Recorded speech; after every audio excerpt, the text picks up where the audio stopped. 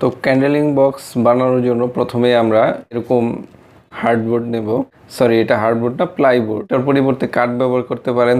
ভিডিওটি শর্ট করার জন্য আমি আগে মাপ দিয়ে কেটে নিয়েছি 10 ইঞ্চি বাই 10 ইঞ্চি, অর্থাৎ এদিকেও 10 ইঞ্চি এদিকেও 10 ইঞ্চি, এই পরিমাপে কেটে নেবেন। তো সমান 6টি টুকরো আমরা এভাবে কেটে নেব। দুইটি বোর্ডের ঠিক মাঝখান বরাবর এরকম গোল করে মার্কার দিয়ে মার্ক করে দাগ দিয়ে নেব।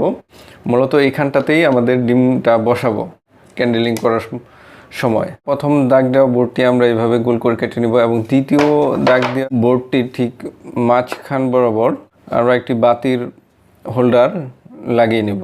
তো আপনারা দেখতে পাচ্ছেন আমি হোল্ডারটি লাগিয়েছি। আপনারা ঠিক এইভাবে বোর্ডের ঠিক মাঝখানে হোল্ডারটা লাগাবেন। এবার আমরা বাকি 4টি বোর্ড এভাবে 4 প্রান্তে তার কাটা দিয়ে আটকিয়ে দেব।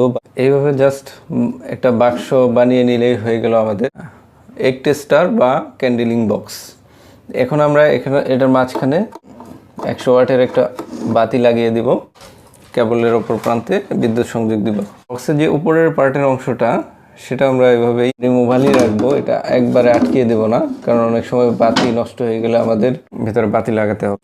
তো চলুন বিদ্যুৎ সংযোগ দিয়ে আমরা দেখে নেই আমরা যে ক্যান্ডেলিং বক্স বা এগ টেস্টার বানালাম সেটা কতটুকু কার্যকর। ভিউয়ার্স, সাবস্ক্রাইব করুন আমার চ্যানেল শখের খামার। লেটেস্ট ভিডিওর আপডেট পেতে বেল বাটনে ক্লিক করে ডায়লগ বক্স মার্ক করে সেভ করুন।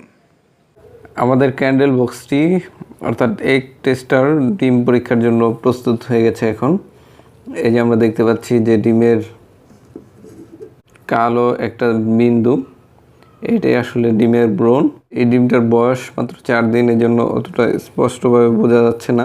খালি চোখে আমি যতটা বুঝতে পারছি, হয়তো ক্যামেরায় আপনারা অতটা বুঝতে পারছেন না। আরেকটি পর্বে আমি আপনাদের দেখাবো যে কিভাবে ডিম ক্যান্ডেলিং করবেন। ভিডিওটি যদি আপনাদের ন্যূনতম উপকারে এসে থাকে বা কাজে লেগে থাকে তাহলে অবশ্যই লাইক, কমেন্ট এবং শেয়ার করবেন। ধন্যবাদ সকলকে। পরবর্তী টিউটোরিয়াল দেখার আমন্ত্রণ রইল। আসসালামু আলাইকুম।